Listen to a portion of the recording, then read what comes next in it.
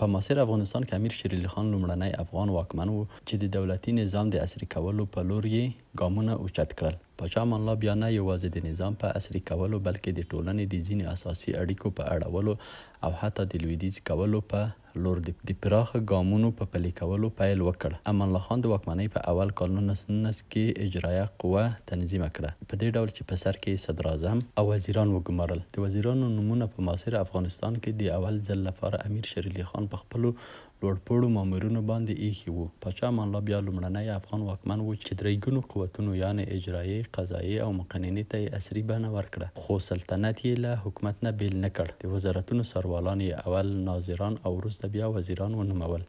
هغوی د ټاکل او د لرې کول او د ته مسؤل وو، په داسې حال کې چې هغه د پاچا په توګه غیر مسؤل ګڼل کېده.